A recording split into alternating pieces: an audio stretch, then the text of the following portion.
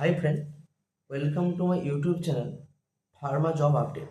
আজকে আমি যে টপিকটা নিয়ে আলোচনা করব খুব ইম্পর্ট্যান্ট টপিক, অর্থাৎ যারা ডিপ্লোমা ইন ফার্মাসিতে অ্যাডমিশন নিতে চাইছো, অর্থাৎ আমাদের যে স্টেট মেডিকেল ফ্যাকাল্টি, অর্থাৎ আমাদের বাঁকুড়া, কল্যাণী এবং জলপাইগুড়ি, এই তিনটে কলেজের মধ্যে যারা হচ্ছে ফার্মাসি ডিপ্লোমা ইন ফার্মাসি কোর্সের আবেদন প্রক্রিয়া শুরু হতে চলেছে, যারা অ্যাপ্লাই করতে চাইছো বা ভর্তি হতে চাইছো, তারা কিন্তু অ্যাপ্লাই করতে পারবেন 6/11 থেকে 2025, অর্থাৎ নভেম্বরের 6 তারিখ থেকে কিন্তু আমাদের পোর্টাল খুলে যাবে, অ্যাপ্লিকেশন পোর্টালটা কি না www.smfwb.in।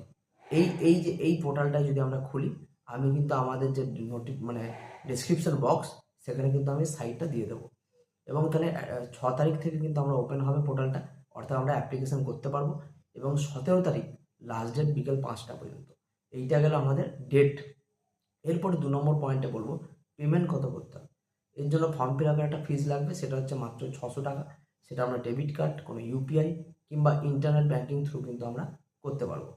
2 নম্বর। এবার 3 নম্বর পয়েন্ট হচ্ছে 2025-26 কল্যাণী, জলপাইগুড়ি এবং বাঁকুড়া, এই তিনটি কলেজে টোটাল 180টা সিট, অর্থাৎ তিনটে কলেজে 60টি করে সিট আছে।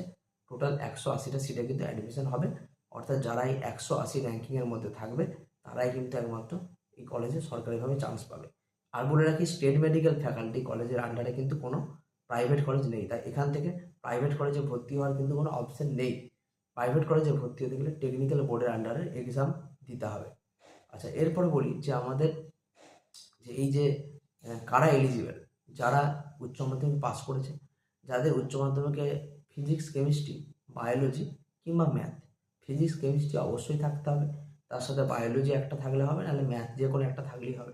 এই তিনটে সাবজেক্ট কিন্তু অবশ্যই থাকতে হবে হায়ার সেকেন্ডারিতে। এই তিনটে সাবজেক্টের মার্কসের ওপর বেস করে কিন্তু আমাদের ভর্তি প্রক্রিয়াটি শুরু হবে।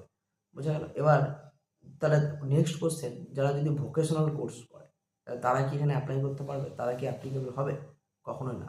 ভোকেশনাল ক্যান্ডিডেট কিন্তু কখনোই অ্যাপ্লাই করতে পারবে না, এটা ভালো করে মনে রাখতে হবে। যদি অ্যাপ্লাই করেও থাকে, যখন ডকুমেন্ট ভেরিফিকেশন চলবে তখন কিন্তু তাকে রিজেক্ট করে দেওয়া হবে। তাই এই ভোকেশনাল ক্যান্ডিডেটরা কিন্তু কখনো অ্যাপ্লাই করতে পারবে না। অনলি যারা ফিজিক্স, কেমিস্ট্রি, বায়োলজি বা ম্যাথ আছে, এই তিনটে সাবজেক্টের মার্কসের ভিত্তিতে এই অ্যাডমিশনটা কিন্তু হবে।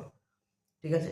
এবার আমি একটা কথা বলি যে আমাদের এই যে অ্যাডমিশন, আমি আজকে এই টুকটাক অ্যাডমিশন রিলেটেড বিষয়ে ভিডিও বানালাম। এরপরে নেক্সট আমি যে ভিডিওতে আপডেট দেবো যে কত কাট অফ পর্যন্ত আমাদের ক্যান্ডিডেট চান্স পেতে পারে, অর্থাৎ কত পার্সেন্টেজ পর্যন্ত লাস্ট কাট অফ জেনারেলের জন্য যেতে পারে, ওবিসির জন্য যেতে পারে, এসসির জন্য যেতে পারে।